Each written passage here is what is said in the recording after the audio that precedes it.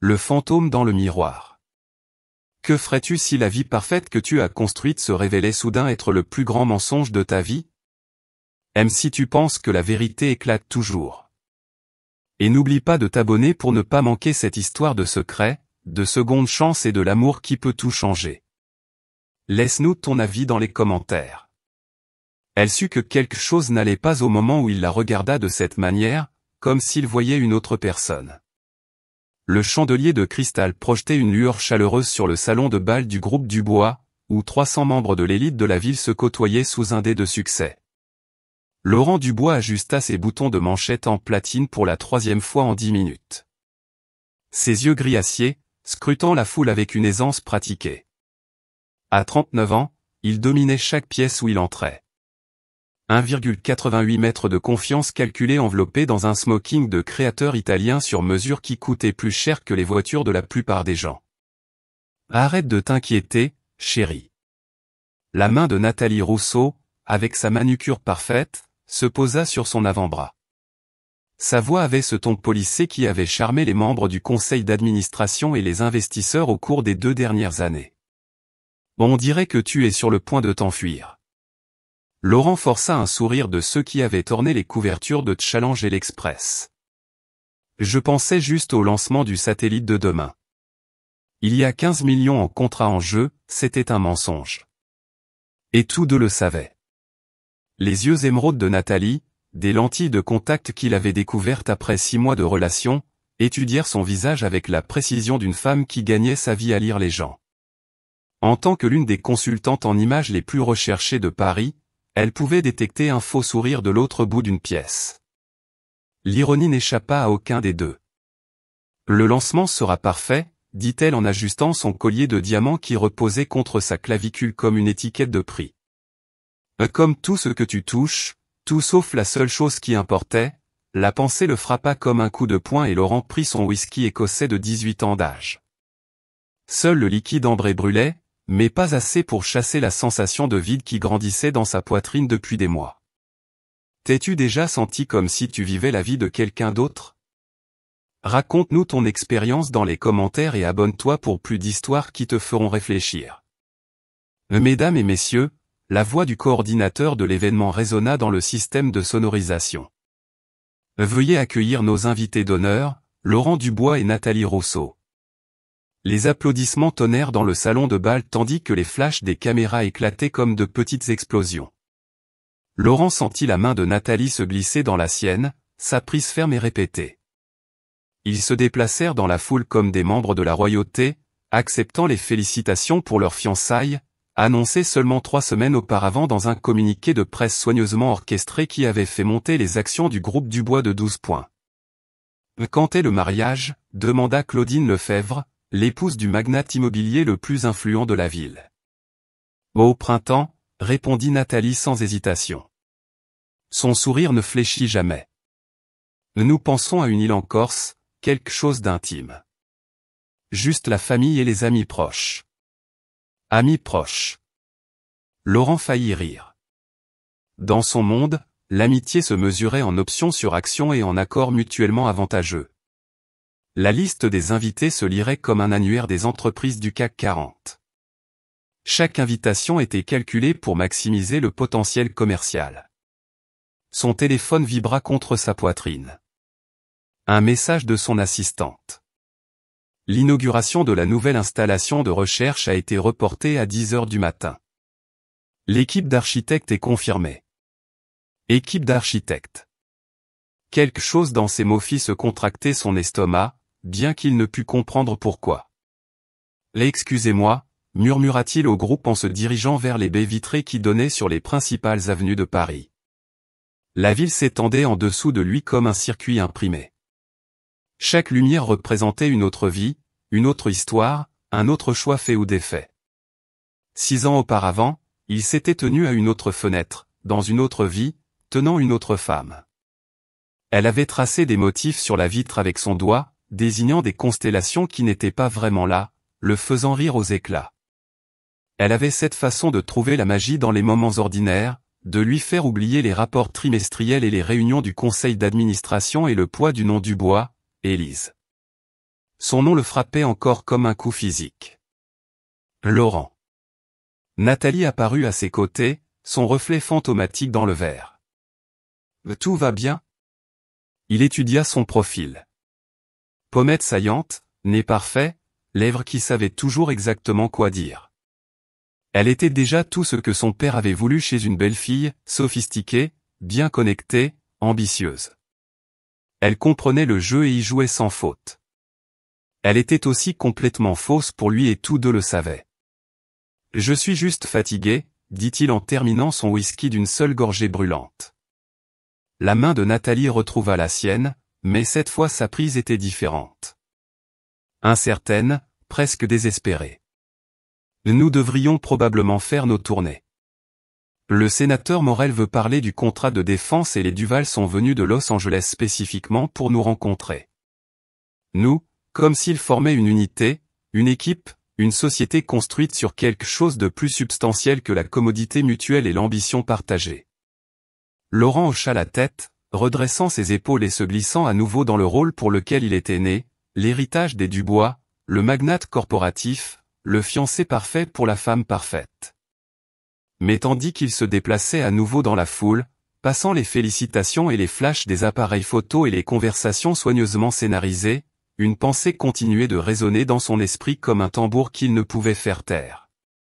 Et si la vie que tu vis n'est pas celle que tu es censé avoir? La question le suivit à travers les poignées de main et les cartes de visite, à travers les toasts et les promesses et les plans pour un avenir qui lui semblait aussi étranger que de parler une langue qu'il n'avait jamais apprise. Et qu'au fond de son esprit, une voix qu'il avait passé 6 ans à essayer d'oublier, murmura un nom qui faisait encore mal à sa poitrine avec la possibilité. Demain, pensa-t-il, en voyant Nathalie charmer un autre client potentiel avec une précision chirurgicale. Demain, tout change. Il n'avait aucune idée à quel point c'était vrai. La porte de la salle de conférence du groupe Dubois s'ouvrit et 3 figures entrèrent. La première était un homme distingué d'une 50aine d'années aux tempes grisonnantes et à la démarche assurée, clairement le chef de l'équipe. La seconde était une femme plus jeune qui portait une mallette, son énergie nerveuse vibrant pratiquement dans l'air. La troisième figure fit que le monde de Laurent cessa de tourner, Élise. Elle se tenait à la porte comme un souvenir incarné, vêtue d'une veste et d'une jupe de couleur anthracite qui épousaient les courbes qu'il avait connues autrefois par cœur. Ses cheveux châtains étaient plus courts maintenant, coiffés en un bob élégant qui encadrait des pommettes plus acérées qu'il ne s'en souvenait. Mais ses yeux incroyablement verts qui avaient hanté ses rêves pendant 6 ans étaient exactement les mêmes, à l'exception de la prudence qu'ils contenaient, de la distance prudente qui n'avait pas été là auparavant. Monsieur Dubois, l'homme plus âgé, Stéphane Berger, de Berger et Associés, s'avança en lui tendant la main. Voici Manon Lemaire, notre architecte junior et la conceptrice principale du projet Aurora, mademoiselle Élise Moreau. Élise Moreau avait conservé son nom de jeune fille. La constatation le frappa avec une force inattendue. Mademoiselle Moreau et moi nous sommes déjà rencontrés. Laurent réussit à dire, sa voix lui semblant étrangère à ses propres oreilles. Le sourire d'Élise était professionnel, poli, rien à voir avec le sourire spontané qui illuminait autrefois tout son visage. C'est bon de vous revoir, monsieur Dubois. Félicitations pour les fiançailles. J'ai vu l'annonce dans l'Express. Les mots étaient parfaitement appropriés, mais ils atterrirent comme des claques individuelles. Monsieur Dubois, pas Laurent, pas l'homme qui la faisait rire jusqu'à ne plus pouvoir respirer. Pas la personne qui avait passé d'innombrables nuits à planifier un avenir qui leur avait échappé des doigts comme de l'eau. Merci, racla-t-il, reconnaissant de la table qui les séparait. Je crois comprendre que vous avez conçu la structure centrale de l'installation. Conceptrice principale. Oui. Elle s'approcha en déployant des plans avec des mouvements à la fois familiers et étranges. Ses mains, les mêmes mains qui avaient autrefois tracé sa mâchoire dans l'obscurité, désignaient maintenant des éléments structurels avec une précision clinique. Nous avons intégré vos spécifications pour le blindage électromagnétique, en maintenant l'environnement de recherche à concept ouvert que vos équipes ont demandé. Professionnelle, distante, sûre d'elle. Mais Laurent capta autre chose, un léger tremblement dans sa voix quand elle prononça son nom, une hésitation à peine perceptible avant qu'elle ne s'approche de la table. Le même geste qu'elle avait toujours eu quand elle luttait pour garder le contrôle. Les matériaux que nous avons obtenus peuvent résister. Maman. La porte de la salle de conférence s'ouvrit en grand et une petite figure fit irruption comme un petit ouragan, un enfant d'environ 5 ans aux cheveux couleur blé d'été et à la peau rougie par la course. Il portait un t-shirt dinosaure et des baskets qui s'allumaient à chaque pas. Léo. La contenance professionnelle d'Élise se fissura comme de la glace. Je t'avais dit d'attendre dans le. L'enfant s'arrêta devant Laurent, penchant la tête en arrière pour rencontrer ses yeux. Laurent sentit sa respiration se couper dans sa gorge. Des yeux gris, gris acier, exactement comme les siens, comme ceux de son père, comme tous les hommes de la famille Dubois depuis 4 générations. « Vous êtes l'homme de l'espace ?» demanda Léo. Sa voix portait cette audace particulière des enfants de 5 ans. « Maman dit que vous construisez des fusées qui vont sur la Lune. » Des mots. Laurent avait besoin de mots, mais son cerveau avait court-circuité, coincé entre le passé et le présent, entre ce qu'il était et ce qu'il aurait pu être. Le visage de l'enfant était comme se regarder dans un miroir qui reflétait 34 ans dans le passé. La même mâchoire têtue, la même inclinaison interrogative de la tête, même le même épi de cheveux qui refusait de rester en place. Peu importe la quantité de gel que sa mère aurait pu utiliser. « Léo, viens ici tout de suite. » La voix d'Élise avait une pointe de panique. « Je suis vraiment désolé, monsieur Dubois. La garde d'enfants a fait défaut ce matin et je... » C'est bon. Les mots sortirent plus durement qu'il ne l'avait voulu. Laurent s'agenouilla à la hauteur des yeux de Léo, son costume de créateur oublié. « Oui. Je construis des choses qui vont dans l'espace. Quelle est ta planète préférée ? » Jupiter. Tout le visage de Léo s'illumina. Elle a une grosse tache rouge qui est en fait une tempête et ça dure depuis toujours. Je savais qu'elle a 79 lunes. 79, le même nombre que Laurent avait mémorisé à 5 ans, assis dans le bureau de son père, rêvant d'aventures au-delà de l'atmosphère. Oui, je le savais. La voix de Laurent n'était qu'un murmure. C'est très impressionnant, Léo. La main d'Élise se posa sur l'épaule de l'enfant, sa prise protectrice. Nous devons laisser monsieur Dubois travailler. Mais Léo n'avait pas fini. Maman, regarde, il a les mêmes yeux que moi. Le silence qui suivit fut assourdissant. Laurent se redressa lentement. Son regard rencontra celui d'Élise à travers la table. Son visage était devenu pâle, mais son menton se releva avec la même inclinaison provocante dont il se souvenait de leur dispute, celle qui s'était terminée par des réconciliations passionnées et des promesses qui, d'une manière ou d'une autre, n'avaient pas été tenues. 6 ans auparavant, les calculs étaient simples, brutaux, indéniables. Nous devrions y aller, dit Élise, ramassant déjà ses plans avec des mains qui tremblaient légèrement.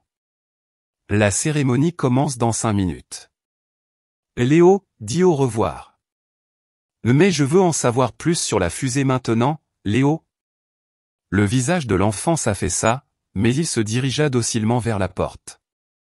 Sur le seuil, il se retourna. Peut-être que la prochaine fois vous pourrez me montrer une vraie fusée.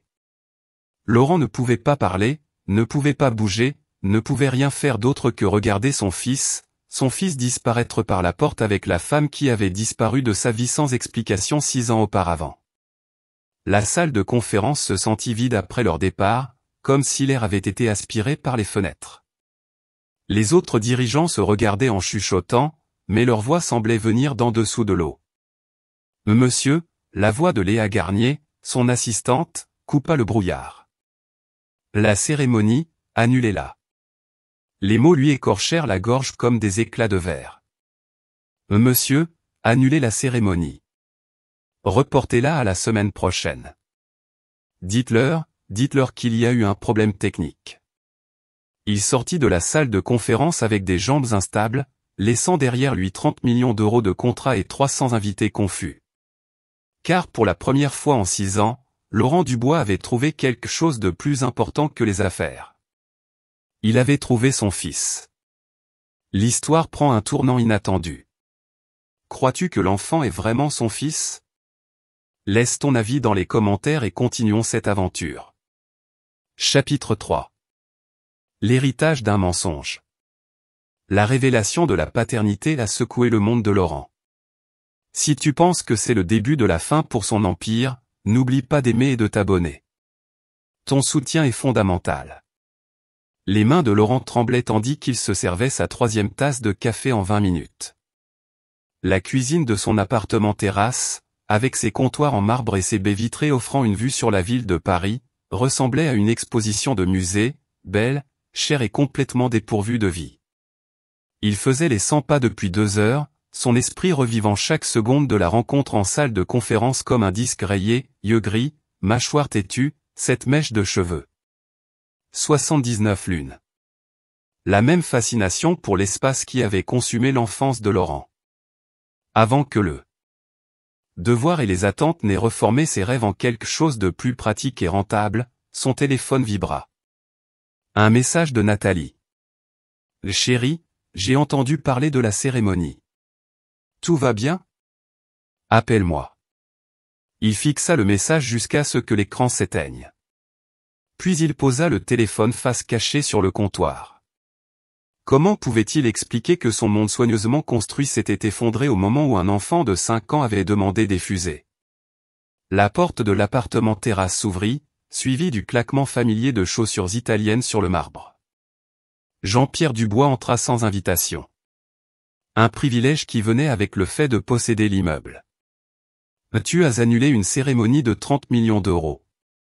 La voix de son père portait le poids de la déception que Laurent avait entendue toute sa vie. Ce n'est pas ton genre, mon fils. Laurent ne se retourna pas, quelque chose est survenu. Laura dit que c'était un problème technique. Le père de Laurent se servit un whisky bien qu'il fût à peine midi. Mais mes sources me disent que cela avait plus à voir avec l'équipe d'architectes, spécifiquement Élise Moreau. Le nom resta en suspens comme la fumée d'un pistolet. Les épaules de Laurent se tendirent. Je ne vois pas de quoi tu parles. Je ne parle de rien. Je déclare les faits. La voix de son père était de la soie sur de l'acier. Elle était là, tu l'as vue, et puis tu t'es détourné de la plus grande opportunité de relations publiques du trimestre. Peut-être que j'en ai eu marre de jouer un rôle. Laurent finit par se retourner, rencontrant le regard calculateur de son père. Peut-être que j'en ai eu marre de faire semblant que tout est parfait alors que ce n'est pas le cas. Faire semblant. Jean-Pierre rit, mais il n'y avait aucun humour là-dedans. Mon fils, tout ce que tu possèdes, cet appartement terrasse, la compagnie, ta position dans la société où tout est basé sur la gestion des perceptions.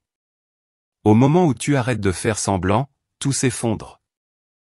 Peut-être que ça doit s'effondrer. Les mots restèrent entre eux comme un défi. Le visage de Jean-Pierre s'assombrit. Ne sois pas dramatique. Tu te maries dans 4 mois avec une femme qui comprend ton monde. Tu as des responsabilités. Responsabilités. Le mot avait un goût amer. Et si ces responsabilités étaient bâties sur des mensonges? Quels mensonges? Mais quelque chose clignota dans les yeux de Jean-Pierre. Une microseconde d'incertitude qu'il masqua rapidement.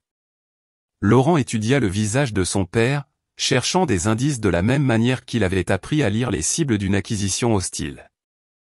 La légère tension autour de ses yeux, la façon dont ses doigts tambourinaient une fois contre son verre de whisky avant de s'arrêter. « Tu le savais » dit Laurent lentement. « Tu savais qu'elle était revenue. Je sais tout ce qui se passe dans cette ville qui pourrait affecter le groupe Dubois. Je ne parle pas de ça. » Laurent s'approcha, sa voix baissant à un silence dangereux que ses adversaires en salle de conférence avaient appris à craindre. « Tu savais qu'elle était revenue et tu ne me l'as pas dit. » Le silence de Jean-Pierre fut une réponse suffisante. « Pourquoi ? » « Parce que je savais que tu réagirais exactement comme ça. » Jean-Pierre désigna le désordre dans la cuisine. Comme un adolescent amoureux, au lieu d'un PDG. Elle a un fils. Les mots s'échappèrent avant que Laurent ne pût les arrêter. Jean-Pierre resta immobile. Son verre de whisky se figea à mi-chemin de ses lèvres. J'ai entendu ça. J'ai entendu ça. Il n'y eut ni surprise, ni choc, juste de la reconnaissance. Quel âge a-t-il? La voix de Laurent n'était qu'un murmure. Est-ce que son âge compte? Jean-Pierre déposa son verre avec une précision délibérée. 5 ans. La confirmation frappa Laurent comme un coup de poing physique. Il agrippa le bord du comptoir, ses jointures blanches contre le marbre noir. Tu le savais. Ce n'était pas une question, cette fois c'était une déclaration. Tu l'as toujours su. Je savais qu'elle était partie de la ville enceinte il y a 6 ans. Je savais qu'elle avait un enfant. Ce que je ne savais pas, c'est si c'était le tien. La biologie n'est pas pertinente. La voix de Jean-Pierre devint cinglante.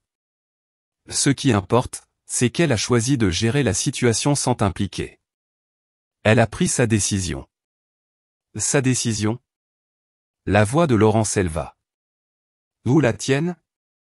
Le masque de Jean-Pierre glissa un instant, juste assez pour que Laurent voie la vérité écrite dans les lignes autour des yeux de son père. Que as-tu fait? Je protégeais ton avenir. Que as-tu fait? Jean-Pierre se leva lentement, lissant sa cravate d'un geste presque cérémoniel. J'ai eu une conversation avec elle. Nous sommes parvenus à un accord. Les murs de la cuisine semblèrent se refermer. La poitrine de Laurent se sentait oppressée, comme s'il s'étouffait dans de l'air chair. Quel genre d'accord? Le genre qui a gardé ton nom hors des tabloïds et ton avenir intact. Jean-Pierre se dirigea vers la porte, puis s'arrêta. Elle a pris l'argent, Laurent, 50 000 € pour disparaître en silence. Elle ne s'est pas battue pour toi. Elle n'a même pas demandé à te parler. Argent. Le mot se logea dans la gorge de Laurent comme un éclat de verre. Tu l'as payé pour qu'elle parte? Je lui ai offert une solution à une situation délicate. Elle a accepté. Elle était enceinte de mon fils. C'était une distraction pour ton destin. La voix de Jean-Pierre devint froide. Et maintenant elle est de retour, essayant de perturber ta vie à nouveau. Ne la laisse pas faire. La porte se referma derrière lui avec un doux clic, laissant Laurent seul avec la vérité, qui remodela tout ce qu'il croyait savoir sur les 6 dernières années. Elle a pris l'argent, mais même tandis que les mots de son père résonnaient dans sa tête, quelque chose ne collait pas. La femme dans cette salle de conférence, professionnelle et réservée, mais avec une force sous-jacente qui n'avait pas existé 6 ans auparavant. Elle ne ressemblait pas à quelqu'un qui prendrait de l'argent pour disparaître. Elle ressemblait à quelqu'un qu'on avait forcé à le faire. Son téléphone vibra à nouveau. Un autre message de Nathalie. Quoi qu'il arrive, nous le gérons ensemble. C'est ce que font les partenaires. Partenaires. Laurent regarda la ville qui s'étendait en dessous de lui, les millions de vies qui se croisaient et se séparaient selon des schémas trop complexes à prévoir. Quelque part, il y avait un enfant de 5 ans qui aimait Jupiter et les fusées et qui avait hérité de ses yeux. Son fils. Pour la première fois en 6 ans, Laurent Dubois sut exactement ce qu'il devait faire. Même si cela signifiait détruire tout ce qu'il avait construit pour le faire. Chapitre 4. Les retrouvailles dans la cour. Laurent Dubois est déterminé à récupérer sa famille, mais sera-t-il trop tard? N'oublie pas d'aimer et de t'abonner pour ne pas manquer le dénouement de cette histoire émouvante. Ton soutien est fondamental. La cour de l'école des Tilleuls, grouillée du chaos contrôlé de la sortie des classes l'après-midi. Laurent était assis dans son Aston Martin de l'autre côté de la rue, se sentant comme un harceleur et s'en moquant. Il y était depuis 20 minutes, observant les parents venir chercher leurs enfants, cherchant sur chaque petit visage celui qui avait tourmenté ses pensées pendant 3 nuits d'insomnie. C'est de la folie, se dit-il. Tu ne peux pas simplement apparaître à l'école dès d'un enfant, mais la folie semblait être sa nouvelle normalité. Depuis la rencontre en salle de conférence, plus rien n'avait de sens, ni ses fiançailles avec Nathalie, ni sa vie parfaitement ordonnée, ni l'empire que son père avait bâti sur des mensonges et la manipulation. Un éclair de cheveux châtains attira son attention. Élise sortit d'une modeste Renault Clio, ses mouvements rapides et efficaces tandis qu'elle marchait vers l'entrée de l'école. Elle portait un jean et un simple pull bleu, bien loin des vêtements de créateur qu'elle avait l'habitude d'emprunter à sa garde-robe pour les événements de l'entreprise. Mais il y avait quelque chose de différent dans sa démarche, une confiance qui n'avait pas existé auparavant. La maternité, réalisa-t-il, l'avait transformé au fil des années qu'il avait passées à se demander ce qui avait mal tourné. « Maman !» La voix de Léo résonna dans la cour tandis qu'il courait vers elle, son sac à dos dinosaure rebondissant à chaque pas. D'autres enfants le suivaient. Il était clair qu'il était populaire. Le genre d'enfant qui collectionnait les amis comme des cartes de collection. La poitrine de Laurent se serra. Il devrait connaître son père. Avant qu'il ne pût hésiter, Laurent sortit de sa voiture et traversa la rue. Élise était agenouillée à côté de Léo, vérifiant son sac à dos et l'interrogeant sur sa journée avec l'attention concentrée que seuls les parents possèdent. Madame Moreau. Elle leva les yeux. Son visage passa par la surprise, la fatigue et quelque chose qui aurait pu être de la peur avant que la distance polie ne s'installe. Monsieur Dubois. Élise se leva lentement, se déplaçant instinctivement entre lui et Léo. Que faites-vous ici? Je voulais parler. Ce n'est pas l'endroit. Alors, où est-ce, maman? C'est l'homme de l'espace. Léo apparut derrière les jambes de sa mère. Son visage s'illumina en le reconnaissant. Vous avez apporté une fusée? Malgré tout, Laurent se surprit à sourire. Je n'ai pas apporté de fusée aujourd'hui, mais j'ai apporté autre chose. Il sortit un petit télescope de la poche de sa veste. C'est pour regarder les planètes. Les yeux de Léo s'écarquillèrent. Vraiment? Je peux voir Jupiter? Léo, nous devons rentrer à la maison. La voix d'Élise avait une pointe de panique. En fait, interrompit une voix, Jupiter ne sera pas visible avant 20 heures. Ils se tournèrent pour voir une femme s'approcher, d'une trentaine d'années, à la peau mate et vêtue d'une blouse avec des chats de dessins animés. Elle sourit à Léo avec une affection sincère. C'est l'infirmière Laura, annonça Léo avec fierté. Là elle soigne tous les genoux écorchés. Laura Leroy. La femme tendit la main à Laurent. Et vous devez être le mystérieux milliardaire dont tout le monde parle. Le visage d'Élise rougit.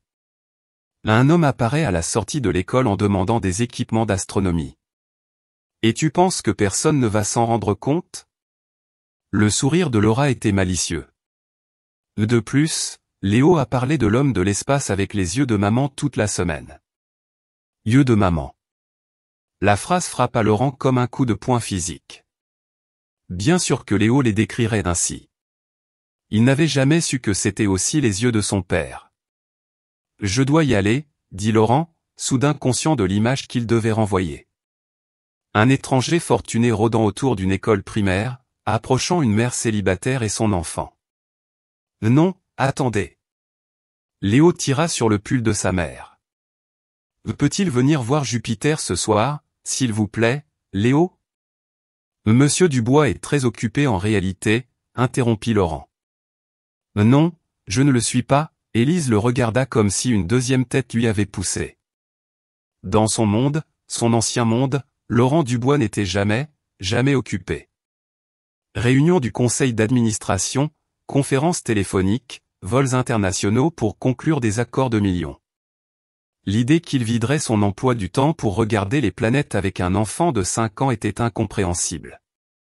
Vous voyez? Léo sourit. Il n'est pas occupé. Laura observait l'échange avec l'intérêt aiguisé de quelqu'un qui passait ses journées à naviguer dans les dynamiques familiales. Vous savez quoi? Mon appartement a une vue parfaite sur le ciel. Pourquoi ne nous rejoindrions-nous pas là-bas vers 20h30? Je préparerai du chocolat chaud. Laura, tu n'es pas obligée. Je veux le faire. La voix de Laura était douce mais ferme. De plus, quand avez-vous fait quelque chose juste pour le plaisir la dernière fois? Le silence d'Élise fut une réponse suffisante. Le plan fut établi. Laura gribouilla son adresse sur un morceau de papier et le tendit à Laurent. Appartement 4B. Ne soyez pas en retard. Jupiter n'attend personne. Tandis qu'il s'éloignait, Laurent entendit Léo bavarder avec enthousiasme sur les planètes et les fusées et s'il pourrait y avoir des dinosaures sur d'autres mondes. Les réponses d'Élise étaient patientes, mais distraites, ses épaules tendues. Elle a peur, réalisa-t-il. Mais de quoi? De lui? Du passé ou de quelque chose de complètement différent? Chapitre 5. La nuit où Jupiter les a réunis. La vraie rencontre. La magie de l'espace pourra-t-elle guérir 6 ans de secrets? Aime et abonne-toi pour ne pas manquer le prochain chapitre. Et n'oublie pas de laisser ton avis dans les commentaires. Exactement à 20h30, Laurent s'arrêta devant un modeste immeuble d'appartement dans un quartier tranquille de Bordeaux. Dans sa main, un sac d'un magasin de jouets qui contenait un télescope bien meilleur que le modèle du magasin de souvenirs. Le quartier était un monde à part de son appartement terrasse dans la capitale. Des rues bordées d'arbres, de petits commerces, le genre d'endroit où les gens connaissaient leurs voisins par leur nom, le genre d'endroit où un enfant pouvait grandir en se sentant en sécurité. L'appartement de Laura était au 4e étage et il put entendre le rire de Léo résonner dans le couloir avant même qu'il ne frappe à la porte. Celle-ci s'ouvrit pour révéler un chaos organisé. Des œuvres d'art d'enfants sur le réfrigérateur, des manuels empilés sur la table basse et l'arôme de vraie cuisine maison. Juste à temps, sourit Laura en lui retirant son manteau. Léo a parlé sans arrêt des lunes de Jupiter. Élise était recroquevillée dans un coin d'un canapé usé, une tasse de chocolat chaud entre ses mains.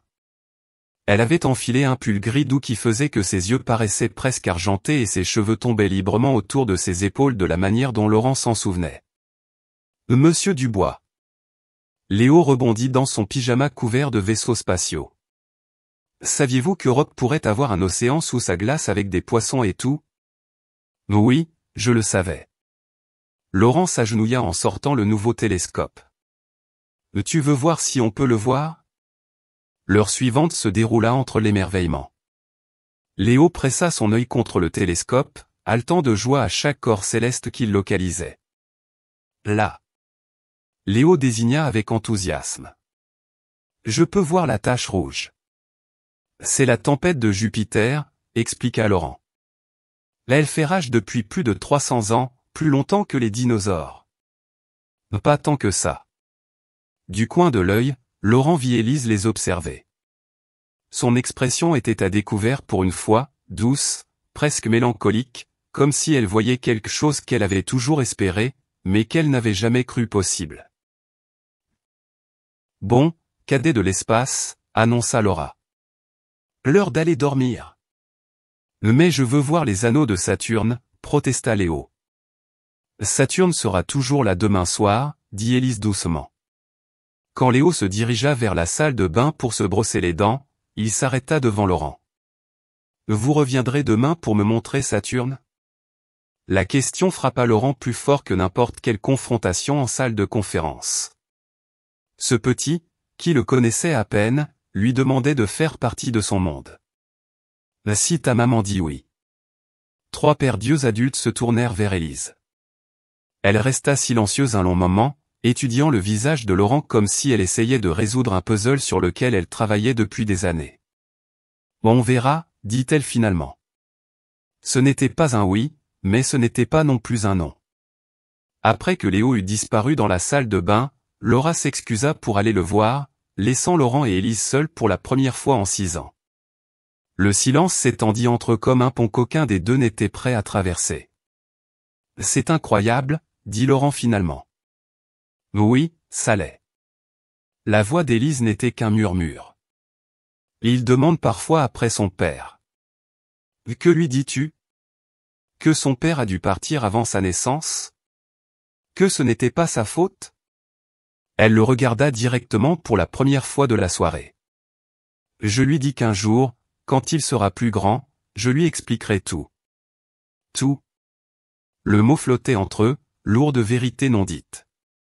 Élise, s'il te plaît, non. Elle se leva brusquement, se dirigeant vers la fenêtre. S'il te plaît, je ne veux pas en parler. J'ai besoin de savoir ce qui s'est passé. Pourquoi es-tu parti? Parce que tu m'as dit de le faire. Les mots sortirent comme des éclats de verre, parce que tu as clairement fait comprendre qu'aucun de nous deux ne rentrait dans ta vie parfaite. Laurent la regarda, la douleur gravée dans les lignes autour de ses yeux. Je n'ai jamais dit ça. Tu n'as pas eu besoin de le dire. Elle se tourna pour le regarder.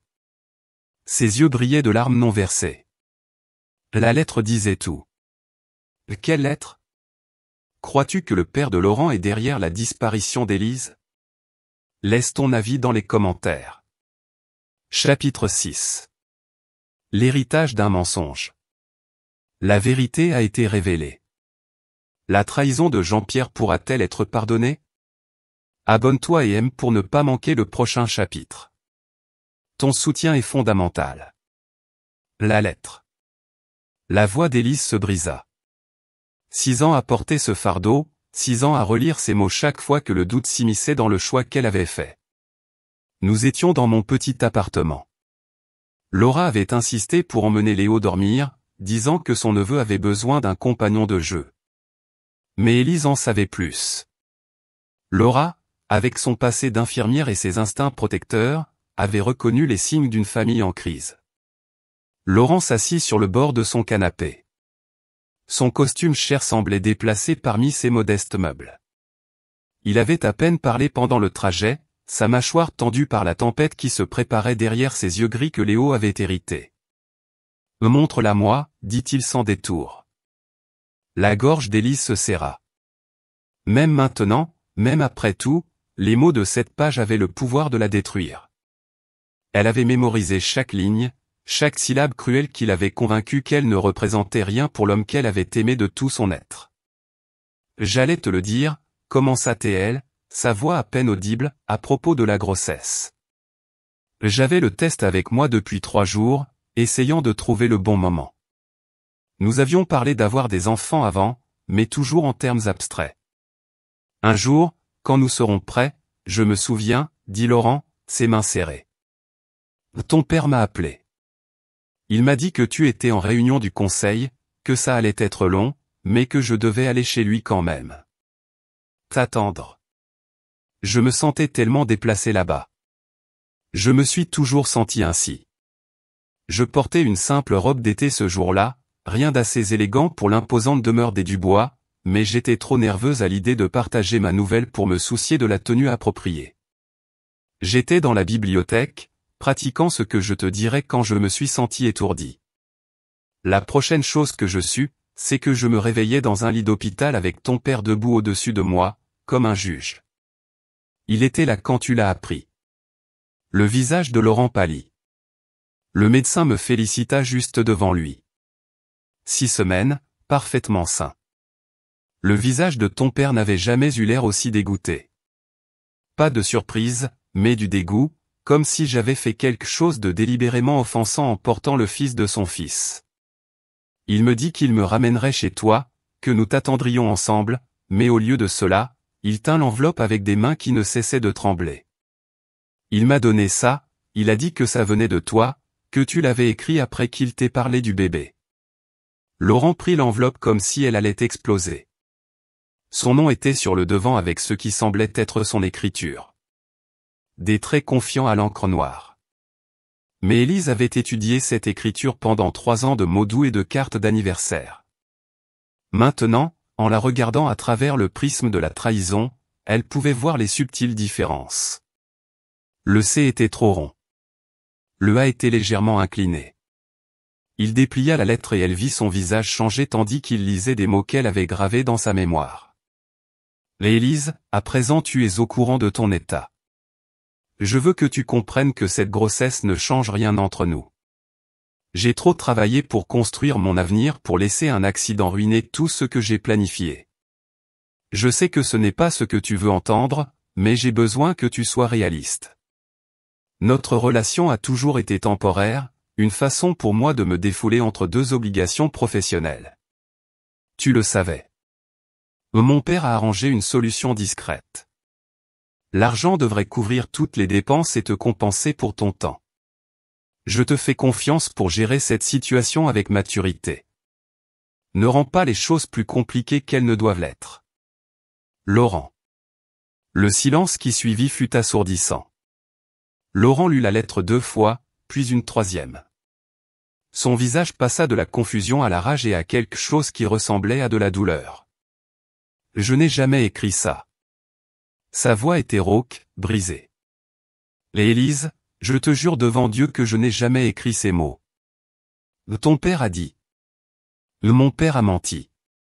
Laurent se leva brusquement, marchant vers la petite fenêtre qui donnait sur la rue, où des familles normales vivaient des vies normales. Ce n'est même pas mon écriture. Regarde la signature. Je n'ai jamais signé mon nom comme ça. Ton père m'a dit. Élise s'arrêta. Elle avait cru à la lettre, mais l'espoir était quelque chose de dangereux. Quand elle avait 19 ans, elle était enceinte et seule. Il m'a donné 50 000 €, continua-t-elle, sa voix caverneuse. En espèces, il a dit que ça venait de toi, que tu voulais que je sois parti avant que tu ne reviennes de ton voyage d'affaires. Jésus. Le reflet de Laurent dans la fenêtre semblait tourmenté. Tu as cru que j'aurais pu écrire quelque chose comme ça? J'avais 19 ans. Les mots éclatèrent. Et 19 ans et effrayé et complètement déplacé dans ton monde. Ton père était cet homme puissant qui savait tout sur tout le monde. Et toi, tu étais à Shanghai en train de conclure un gros accord. Et quand tu as appelé ce soir-là, tu semblais si distant, si concentré sur le travail. Il n'a pas été difficile de croire que je n'étais qu'une autre distraction que tu devais éliminer. L'appel téléphonique. La voix de Laurent était tendue, distraite. Il avait mentionné des problèmes avec les négociations. Il avait dit qu'il devrait peut-être rester une semaine de plus. Elle avait voulu lui parler du bébé à ce moment-là, mais quelque chose dans son ton l'avait arrêté. Maintenant, elle se demandait si son père avait aussi orchestré cela. J'ai pris l'argent, murmura-t-elle. Non pas parce que je le voulais, mais parce que je n'avais pas d'autre choix. J'avais 3 mois de retard de loyer. Mes prêts étudiants m'écrasaient et tout d'un coup, j'étais responsable d'une autre vie. Je l'ai utilisé pour déménager ici, pour recommencer, pour construire quelque chose de stable pour Léo. Laurent s'éloigna de la fenêtre. Ses yeux brillaient de larmes non versées. Où es-tu allé? Après ton départ, je veux dire. Je suis allé chez ma tante en périphérie de Tours. J'ai utilisé mon deuxième prénom. Élise Claire est devenue Claire Moreau. Quand je suis revenu, j'étais une personne différente, littéralement légalement différente. Pourquoi n'as-tu pas essayé de me contacter après la naissance de Léo? Quand tu as réalisé. Réalisé quoi? Que tu avais renoncé à un empire multimilliardaire pour jouer à la famille avec une fille avec qui tu avais l'habitude de coucher. La vieille colère ressurgit, défensive et familière. Je lisais des articles sur toi dans les magazines, Laurent. Tes fiançailles avec la fille du sénateur ont rompu juste après mon départ. Puis il y a eu la fusion avec les industries du bois, l'expansion vers la technologie aérospatiale. Tu as construit tout ce dont tu avais toujours rêvé. Rien de tout cela n'avait d'importance. Sa voix n'était qu'un murmure. Rien n'avait d'importance sans toi. Les mots restèrent entre eux comme un pont qu'elle avait peur de traverser. 6 ans à croire qu'elle était jetable. Et le voici la regardant comme si elle avait été le soleil dans son ciel. J'ai besoin de te demander quelque chose, dit-il, son cœur battant contre ses côtes. Et j'ai besoin que tu me dises la vérité, quelle qu'elle soit. Si je t'avais parlé de Léo ce soir-là quand tu as appelé de Shanghai, qu'aurais-tu fait? Laurent n'hésita pas, j'aurais pris le prochain avion pour rentrer à la maison. Je t'aurais épousé cette semaine-là si tu m'avais laissé. Mais tu m'aurais épousé cette semaine-là. Élise ferma les yeux, imaginant une ligne temporelle différente, une où elle aurait été assez courageuse pour ignorer la lettre, pour attendre que Laurent revienne à la maison, pour se battre pour ce qu'ils avaient au lieu de fuir. Ton père le savait, réalisa-t-il. Il savait exactement ce qu'il faisait. Il nous a volé 6 ans. La voix de Laurent était d'un silence mortel. 6 ans de la vie de Léo que je ne pourrai jamais récupérer. Que allons-nous faire? La question flottait dans l'air entre eux, chargée de possibilités et de terreur à parts égales. Le véritable ennemi de Laurent n'est pas un rival commercial, c'est son propre père. Que crois-tu que Laurent va faire maintenant? Va-t-il affronter son père? Et qu'adviendra-t-il d'Élise et Léo? Laisse ton avis dans les commentaires. Chapitre 7.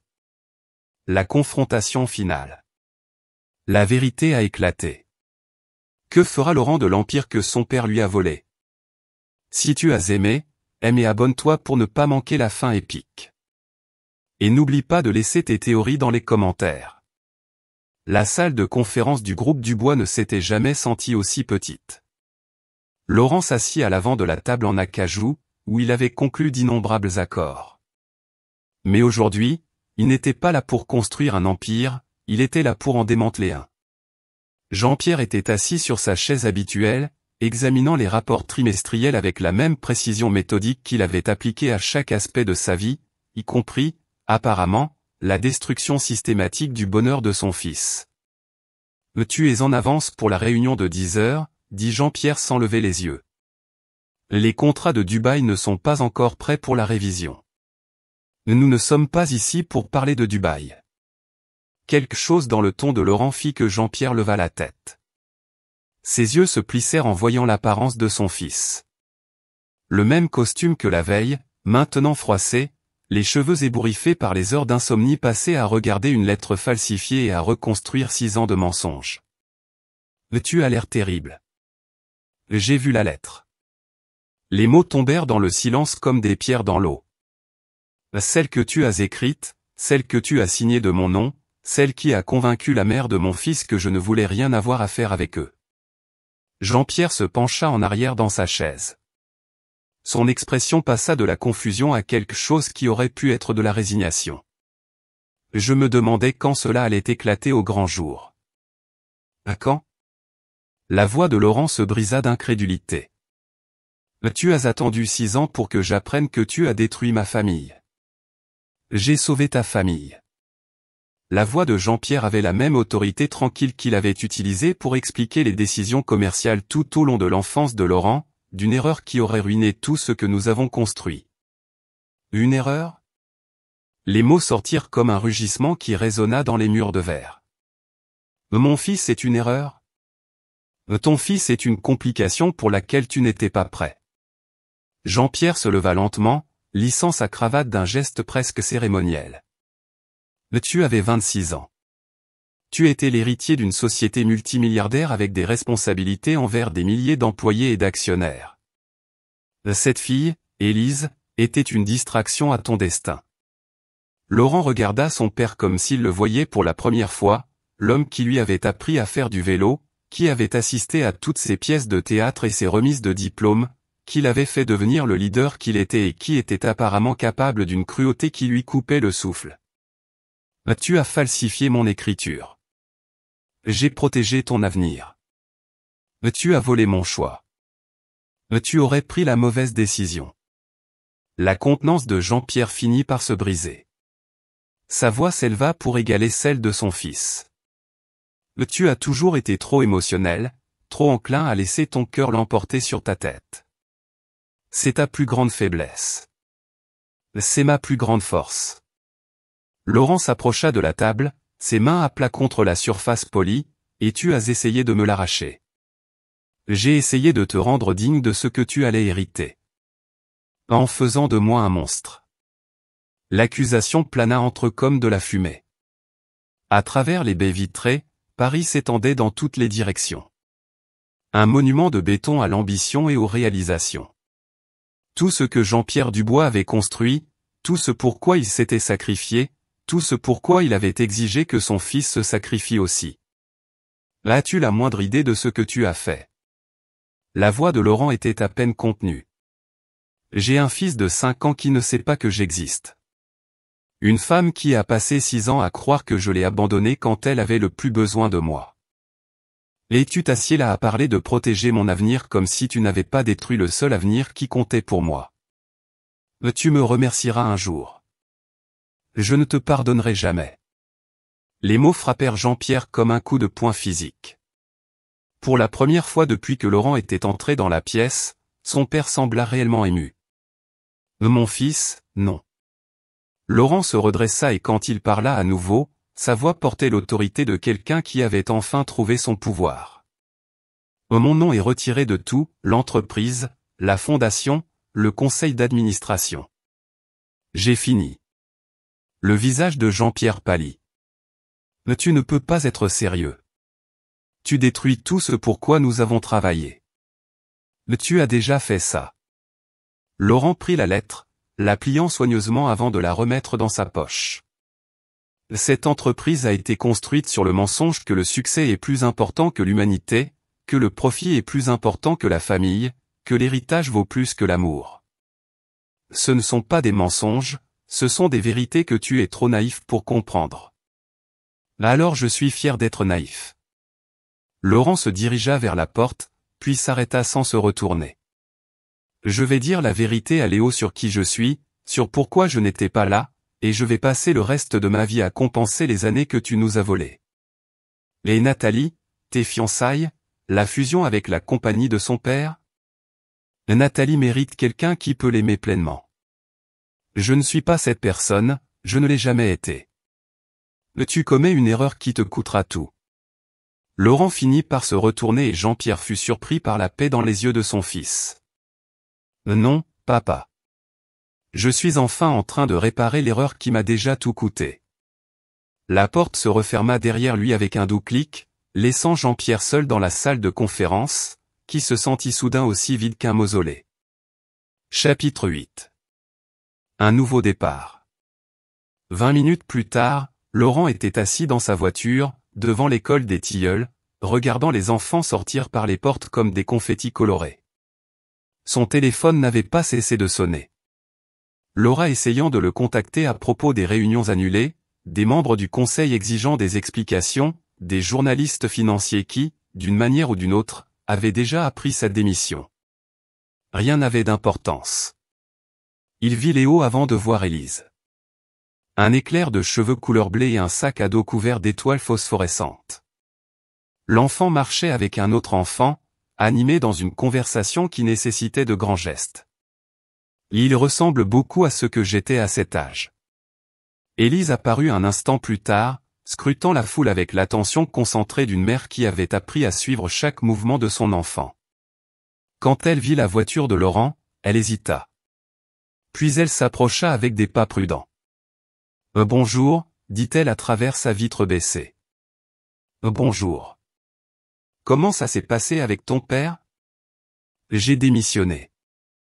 Les mots sonnaient étranges dans sa bouche, comme s'il parlait une langue étrangère. J'ai tout abandonné. Les yeux d'Élise s'écarquillèrent. Laurent, ça devait arriver. Ça aurait dû arriver il y a des années. Il regarda au-delà d'elle, là où Léo montait sur un équipement de jeu avec la confiance intrépide de l'enfance. Je veux lui dire qui je suis. Es-tu sûr que tu es prêt pour ça? Je suis prêt depuis 6 ans. Je ne le savais juste pas. Élise resta silencieuse un long moment, étudiant son visage comme si elle essayait de résoudre un puzzle. Il aura des questions sur où tu étais, pourquoi tu n'étais pas là avant. Je lui dirai la vérité, que quelqu'un en qui j'avais confiance a pris une décision pour moi et que j'ai passé 6 ans à essayer de retrouver le chemin de l'endroit où je devais être. Et où devais-tu être? Laurent rencontra ses yeux, voyant au-delà de la prudence l'espoir qu'elle s'efforçait de cacher. Partout où toi et Léo êtes. Maman. La voix de Léo résonna dans la cour tandis qu'il courait vers eux, son visage brillant d'émotion. Regarde ce que j'ai fait.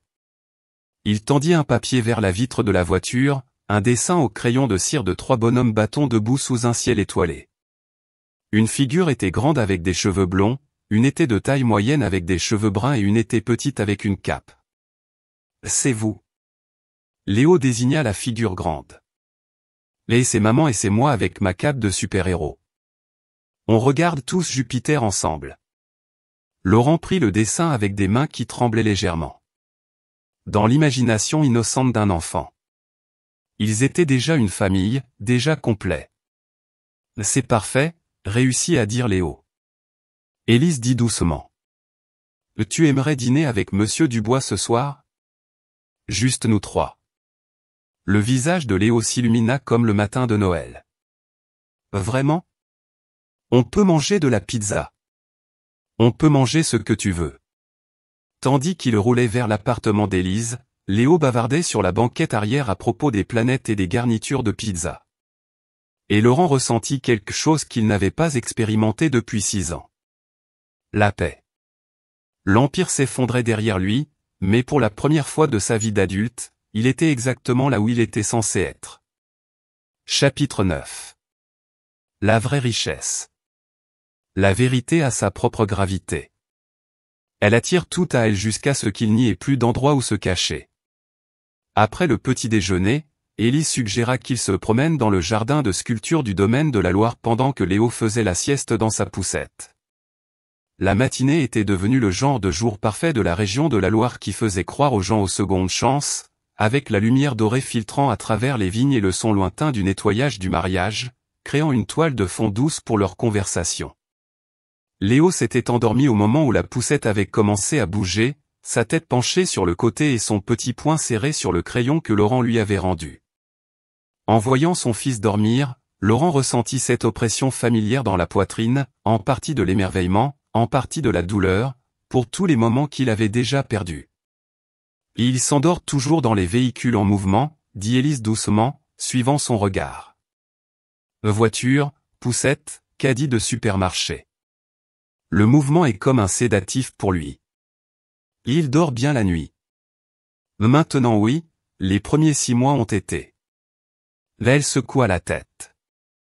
Et disons que je comprends pourquoi la privation de sommeil est considérée comme de la torture.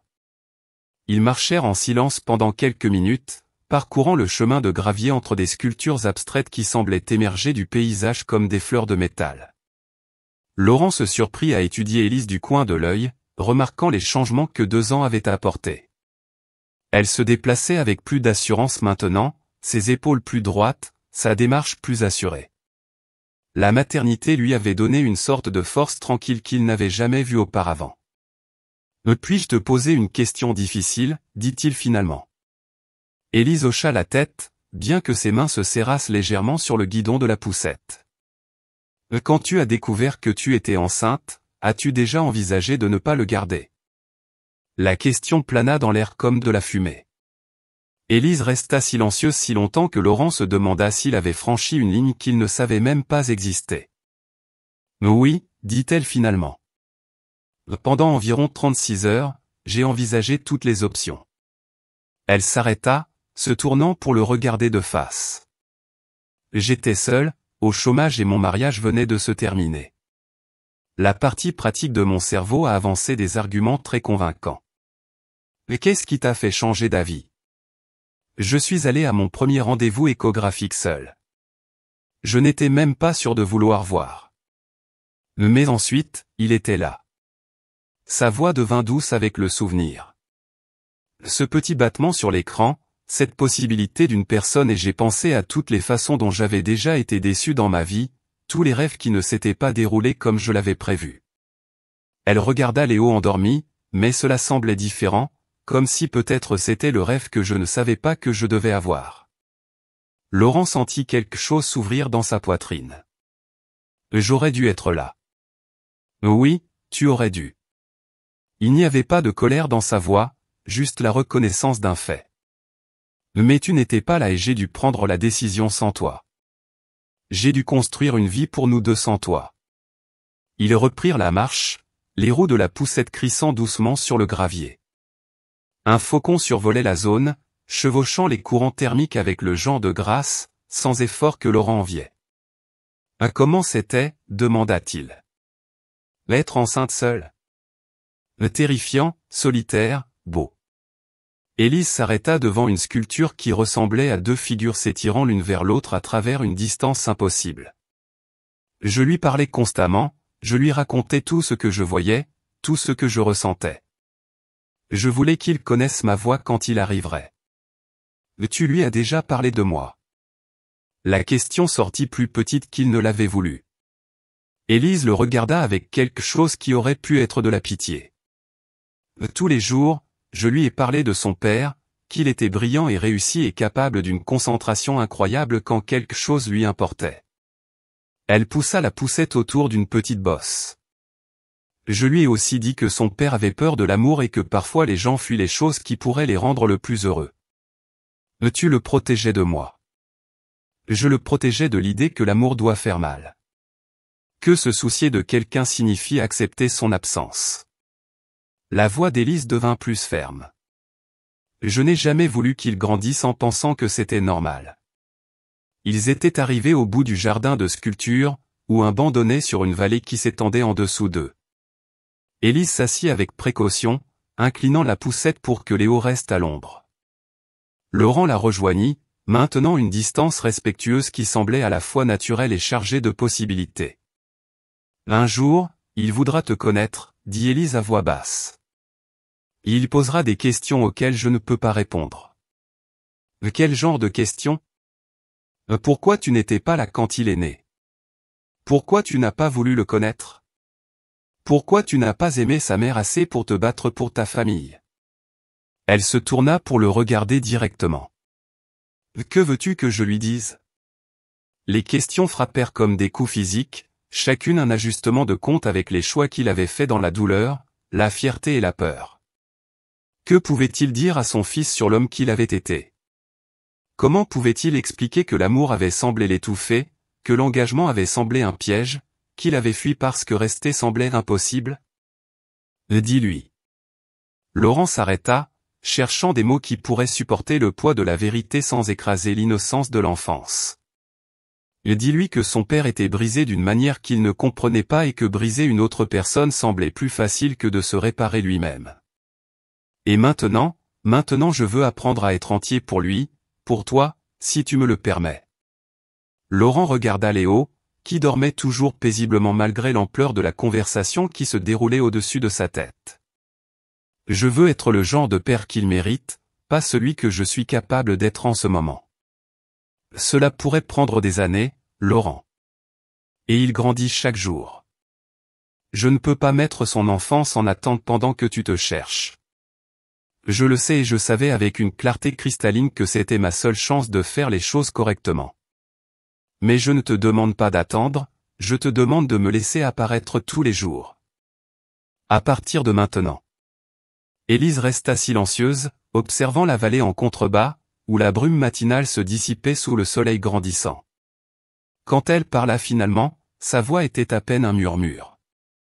Il n'est pas une seconde chance pour notre mariage, Laurent. Il ne va pas réparer ce qui était brisé entre nous. Je le sais aussi. Laurent se tourna pour la regarder complètement. Je ne demande pas que nous revenions ensemble. Je demande la chance d'être son père, de découvrir ce que cela signifie et comment bien le faire. Et si tu décides que c'est trop difficile, si la réalité de la paternité ne correspond pas à la fantaisie que tu construis dans ta tête en ce moment, alors je le ferai quand même, parce que c'est ce que font les pères. La certitude dans sa propre voix le surprit. Il n'a pas demandé à naître et il n'a certainement pas demandé un père qui a mis 15 mois à mûrir, mais il est là maintenant et il est à moi et je vais passer le reste de ma vie à essayer de le mériter. Léo bougea dans sa poussette, faisant de doux bruits qui suggéraient qu'il se réveillait. Élise se pencha en avant pour voir comment il allait, sa main lissant automatiquement ses cheveux foncés. Il va se réveiller de mauvaise humeur, dit-elle doucement. Et il le fait toujours quand il fait la sieste dehors. Que fais-tu habituellement quand il est de mauvaise humeur? Je lui chante une chanson. Il aime les comptines, même si je suis une chanteuse terrible. Elle regarda Laurent avec quelque chose qui aurait pu être de l'espoir. Tu veux essayer? Et pour la première fois de sa vie d'adulte, Laurent Dubois dit oui à quelque chose qui l'effrayait plus que n'importe quelle négociation en salle de conférence. Chapitre 10. La chanson qui a tout changé. Certains moments deviennent la base de tout ce qui vient après. Léo se réveilla exactement comme Élise l'avait prédit, avec la confusion indignée de quelqu'un qui avait été dérangé dans un sommeil parfait. Son visage se plissa dans une expression de pré-pleurs, ses yeux gris familiers clignant contre la lumière tachetée du soleil qui filtrait à travers les vignes.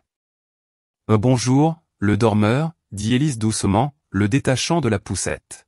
« Tu as fait une bonne sieste. » Mais Léo ne voulait rien de tout ça.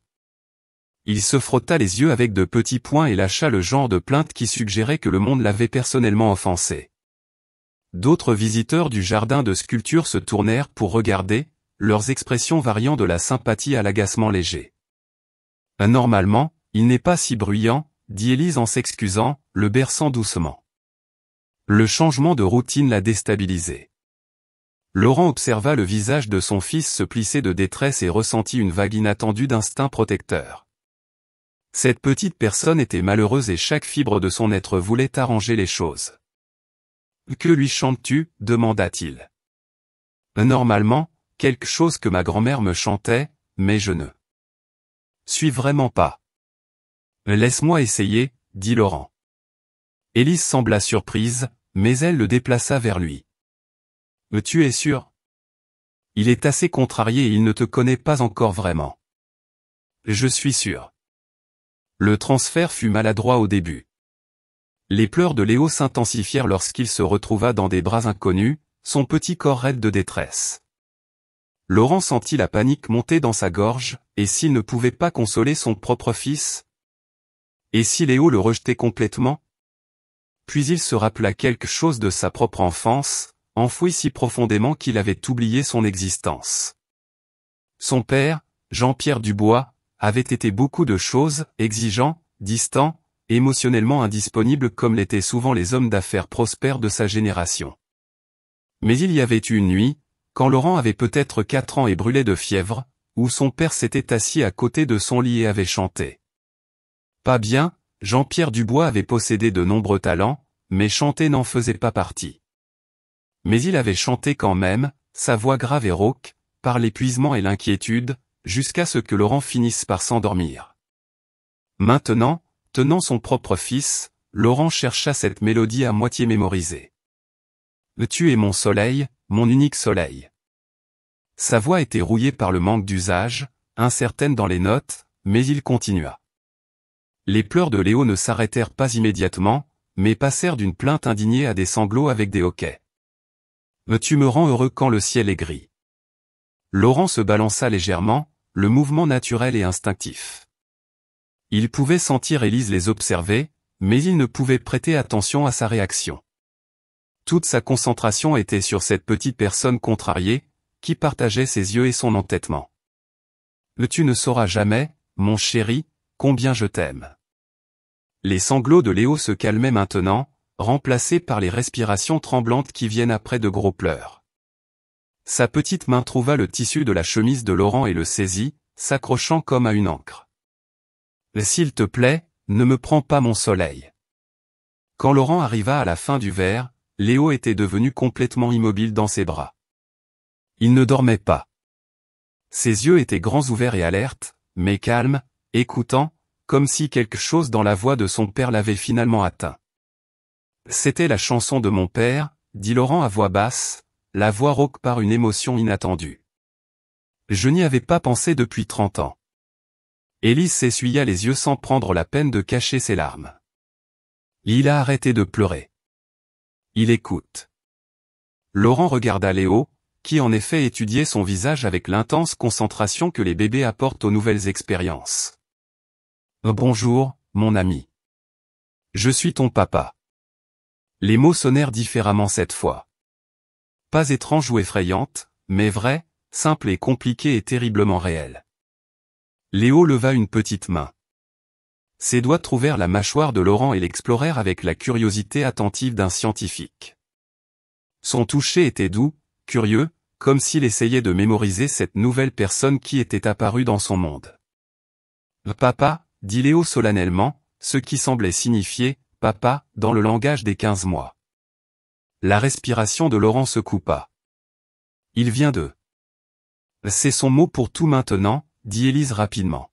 « Ne t'emballe pas trop. »« Papa » répéta Léo, cette fois en regardant directement Laurent avec ses yeux gris sérieux.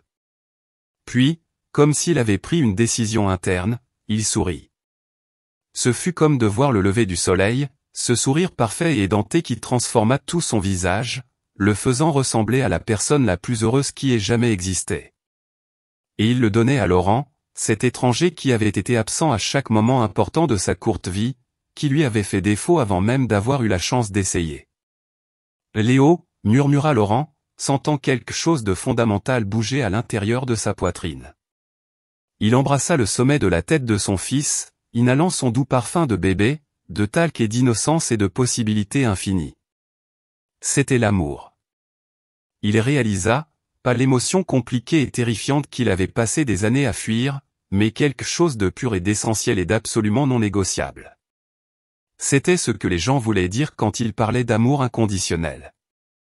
C'était ce que son père avait dû ressentir, tenant son fils fiévreux et chantant faux dans l'obscurité. C'était ce qu'Élise avait découvert au moment où elle avait vu le battement de cœur de Léo sur cet écran d'échographie. C'était ce qu'il avait manqué toute sa vie. « Je t'aime » murmura-t-il contre les cheveux de Léo, les mots sortant facilement pour la première fois de sa vie. « Je t'aime et je suis désolé d'avoir mis si longtemps à te trouver. » Léo balbutia quelque chose en réponse, ses petites mains tapotant la poitrine de Laurent comme pour dire que c'était bon. « Tu es là maintenant ?»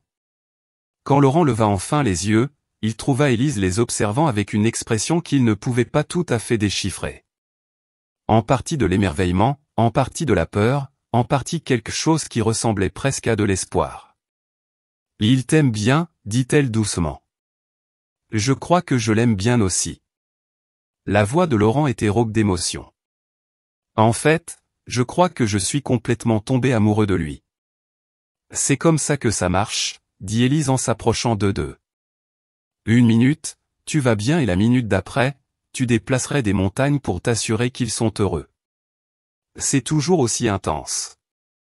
Seulement pendant les 18 premières années, à peu près. Malgré tout, la douleur, les erreurs, les 2 ans d'opportunités perdues. » Laurent se surprit à rire. Un vrai rire, celui qui venait de la joie plutôt que de la courtoisie. Et Léo, enchanté par ce nouveau son, rit aussi. À ce moment-là, entouré de sculptures et de soleil et de la promesse de tout ce qu'ils pouvaient construire ensemble, Laurent Dubois comprit enfin ce que signifiait rentrer à la maison. Chapitre 11. La nouvelle vie. 6 mois plus tard. L'amour n'est pas une destination. C'est une pratique répétée au quotidien, dans des moments à la fois ordinaires et extraordinaires. Le parc des Buttes-Chaumont à Paris bourdonnait de l'énergie chaotique d'un samedi après-midi de printemps. Les enfants couraient sur les barres parallèles et glissaient sur les toboggans tandis que les parents se regroupaient sur les bancs, à moitié surveillant leurs enfants tout en dérobant de précieux moments de conversation d'adultes. Laurent Dubois était assis les jambes croisées dans le bac à sable, son pantalon de costume cher déjà éclaboussé de sable, construisant ce qui pourrait être généreusement appelé un château avec son fils de 21 mois. Léo prenait ses fonctions architecturales au sérieux, plaçant soigneusement chaque seau de sable exactement où son père lui indiquait. Puis démolissant immédiatement ce qu'ils avaient construit avec le rire de délice de quelqu'un qui comprenait que la destruction pouvait être aussi satisfaisante que la création. « Le tour » dit Laurent patiemment, reconstruisant pour la 4e fois. « C'est une tour, mon ami. »« Toto » répéta Léo solennellement. Puis il la démolit à nouveau avec sa pelle en plastique. « C'est définitivement ton fils » dit une voix familière derrière eux. Laurent se tourna pour trouver Élise s'approchant avec 2 tasses de café et l'expression patiente de quelqu'un qui avait vu la même scène pendant 20 minutes. Elle avait commencé à se joindre à leur visite au parc le samedi il y a 1 mois, timidement au début, puis, avec une aisance croissante, tandis qu'elle voyait Laurent naviguer sur le territoire de la paternité active. « Qu'est-ce que ça veut dire, ça » demanda-t-il, acceptant son café avec gratitude. « Il construit des choses juste pour pouvoir les démolir. » Très corporate. Élise s'assit sur le banc voisin, suffisamment proche pour surveiller, mais suffisamment loin pour leur laisser de l'espace. « Comment s'est passée la réunion de ton conseil d'administration hier ? Mieux que prévu. Laurent aida Léo à remplir son seau à nouveau, émerveillé de la façon dont ses petites mains étaient devenues la chose la plus importante de son monde. Je leur ai dit que je ne serais plus disponible pour les appels le week-end ni après 19h en semaine. À comment l'ont-ils pris? Plus ou moins comme tu t'y attendais. Le conseil semblait avoir annoncé que je rejoignais le cirque. Laurent sourit. Mais les chiffres trimestriels parlent d'eux-mêmes. Il s'avère que je suis en fait plus efficace quand je ne travaille pas 18 heures par jour. C'était vrai. Les 6 derniers mois avaient été une révélation à plus d'un titre. Se forcer à quitter le bureau à des heures raisonnables pour être présent au dîner. L'heure du bain et des histoires avait été au début comme se couper un membre, mais quelque chose d'inattendu s'était produit. Sa concentration au travail s'était aiguisée. Sans le luxe d'heures interminables, il était devenu impitoyablement efficace, déléguant davantage, faisant confiance à son équipe, prenant des décisions plus rapidement et avec plus de confiance.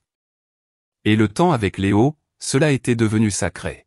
« Papa » annonça Léo, tenant un coquillage qu'il avait trouvé enfoui dans le bac à sable.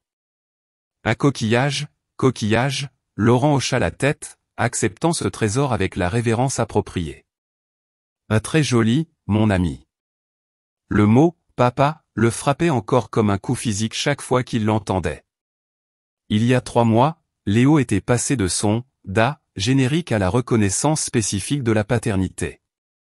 Et Laurent, il avait en fait pleuré la première fois que cela s'était produit, là, dans la salle d'attente du pédiatre, tandis que Léo était assis sur ses genoux, feuilletant un livre en carton et, par hasard, révolutionnant la compréhension de son père de la joie. « Il est devenu beaucoup plus bavard », observa Élise. « Tu te souviens quand sa plus grande réalisation était de dire non à tout ? Il dit toujours non à tout. Maintenant, il explique juste pourquoi. » Laurent observa Léo organiser soigneusement sa collection de trésors du bac à sable. Coquillages, roches intéressantes, une voiture de jouets abandonnée qu'un autre enfant avait laissée derrière lui. Hier, il m'a dit, « Pas ben, papa. » Occupé, quand j'ai essayé de le préparer pour le lit. Avec quoi était-il occupé? À regarder le ventilateur de plafond. Apparemment, c'était une affaire de ventilateur de plafond très importante. Élise rit. Le son plus léger que ce que Laurent se souvenait de leur mariage. Elle était différente maintenant, plus sûre d'elle, plus à l'aise dans sa propre peau. La maternité lui allait d'une manière que l'épouse ne l'avait pas fait, probablement parce qu'elle avait été libre de la découvrir à ses propres conditions. Eux aussi étaient différents, lui et Élise, pas romantiques. Ce bateau avait largué les amarres et ils le savaient tous les deux, mais quelque chose qui semblait plus durable, des coparents qui s'appréciaient sincèrement, qui avaient appris à communiquer sans le poids des attentes déçues et des ressentiments non exprimés. Ce n'était pas la famille que Laurent avait imaginée pendant ses brèves et naïves fantaisies de réconciliation, mais elle était réelle et elle était la sienne. Et Léo s'épanouissait en son centre. « J'ai quelque chose à te dire, » dit Élise. Son ton changea légèrement. Laurent leva les yeux de là où il était, aidant Léo à construire ce qui semblait être un système d'autoroute de sable. « Quelque chose de bien ou quelque chose d'inquiétant? Je crois que c'est bien. J'espère que c'est bien. » Elle prit une inspiration. Je sors avec quelqu'un. Les mots restèrent en suspens entre eux. Laurent ressentit une vague complexe d'émotions, surprise, un bref éclair de quelque chose qui aurait pu être de la jalousie, puis, étonnamment, un soulagement sincère. Parle-moi de lui. Il s'appelle Thomas. C'est le professeur du cours de musique de Léo, tu sais, celui du jeudi matin où tu ne peux jamais aller à cause de tes réunions. Celui où il chante des chansons sur les animaux de la ferme et joue de petits tambours? Celui-là même. Élise sourit. Il est patient avec les caprices des enfants. Il fait de terribles blagues de papa et il sait déjà que Léo passe avant tout. Léo l'aime bien. Il l'appelle Thomas et veut toujours lui montrer ses petites voitures. Élise fit une pause. Je voulais que tu l'entendes de ma part avant que, avant que tu ne le rencontres officiellement. Laurent considéra ce développement tandis que Léo lui présentait un autre coquillage pour son approbation. Il y a 6 mois, l'idée d'un autre homme dans la vie d'Élise l'aurait envoyée dans une spirale de possessivité et de regret. Maintenant, en regardant son visage, le bonheur prudent qui s'y trouvait, la façon dont elle semblait plus légère quand elle parlait de ce Thomas, il découvrit qu'il se sentait principalement reconnaissant.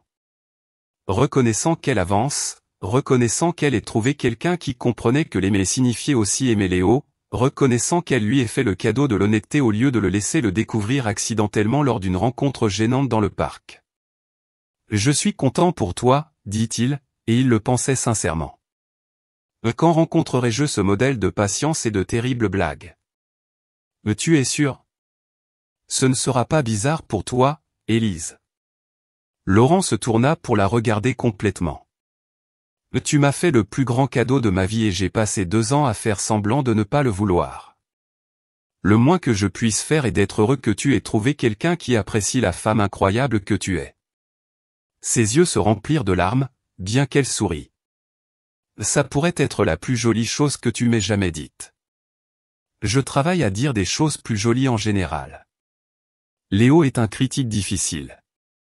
Il ne rit pas de mes blagues à moins qu'elles ne soient vraiment drôles. Comme s'il était invoqué par son nom, Léo abandonna son projet de construction et s'approcha de Laurent, les bras levés en signe universel de « lève-moi ». Laurent le souleva facilement, s'émerveillant de la solidité et de la réalité qu'il ressentait. Cette personne parfaite qui lui avait appris que l'amour n'était pas quelque chose à craindre, mais quelque chose qui se pratiquait. « Enfin, papa », annonça Léo en tapotant la joue de Laurent avec des mains sableuses. « Afin de quoi, mon ami ? » Banane, traduisit Laurent pour le bénéfice d'Élise, bien qu'elle cherchât déjà dans le sac à couches qui était devenu un accessoire permanent de leurs aventures du samedi. En voyant Élise peler une banane avec l'efficacité de quelqu'un qui avait accompli cette tâche des centaines de fois. En voyant Léo s'installer compte sur ses genoux pour la manger, Laurent ressentit la vague familière de gratitude qui était devenue son état émotionnel par défaut. Ce n'était pas la vie qu'il avait planifiée, ce n'était pas l'existence ordonnée et contrôlée qu'il pensait autrefois vouloir. C'était plus désordonné, plus compliqué, infiniment plus exigeant que tout ce qu'il avait supposé. C'était aussi la première vie qui lui avait semblé digne d'être vécue. « Papa », dit Léo, la bouche pleine de bananes, le regardant avec ses yeux gris sérieux. « Chante chanson. »« Et quelle chanson, mon ami ? » ?»« Chanson soleil. » Laurent regarda Élise qui hocha la tête. Ils avaient découvert que Léo avait hérité de l'amour de son père pour la routine. Les mêmes chansons, les mêmes histoires, les mêmes rituels de coucher qui faisaient que son monde se sentait sûr et prévisible. « Tu es mon soleil, mon unique soleil. » D'autres parents dans le parc se tournèrent pour écouter, enchantés par la vue de cet homme d'affaires sérieux chantant à son enfant au visage sableux au milieu du parc des Buttes-Chaumont un samedi après-midi. « Tu me rends heureux quand le ciel est gris. » Léo s'installa plus profondément dans les bras de son père, son petit corps détendu et confiant. Élise sortit son téléphone et prit une photo, non posée ou parfaite, juste réelle, un homme et son fils et une chanson qui les connectait à quelque chose de plus grand qu'eux-mêmes. « Tu ne sauras jamais, mon chéri, combien je t'aime. » Tandis que Laurent chantait, il pensait à l'homme qu'il avait été 6 mois auparavant. Réussi, sans aucun doute, accompli définitivement, mais fondamentalement seul d'une manière qu'il avait eu trop peur de reconnaître. Maintenant, couvert de sable du bac à sable et de traces de bananes, chantant faux à un petit enfant qui pensait qu'il avait mis la lune dans le ciel. Laurent Dubois ne s'était jamais senti aussi riche. « S'il te plaît, ne me prends pas mon soleil. » Quand la chanson fut terminée, Léo applaudit de ses mains collantes et en redemanda avec l'autorité de quelqu'un habitué à ce que ses demandes soient honorées. Alors Laurent la chanta encore et continuerait de la chanter chaque fois que son fils le lui demanderait aussi longtemps que Léo voudrait l'entendre. Parce que c'est ce que font les pères. Ils se présentent, chantent des chansons et aiment sans condition ni réserve. Ils choisissent chaque jour d'être le soleil que leurs enfants méritent. Crois-tu que Laurent pourra être un vrai père pour son fils ? Et comment penses-tu que sa relation avec Élise évoluera ? Laisse ton avis dans les commentaires et abonne-toi pour ne pas manquer la fin épique de cette histoire.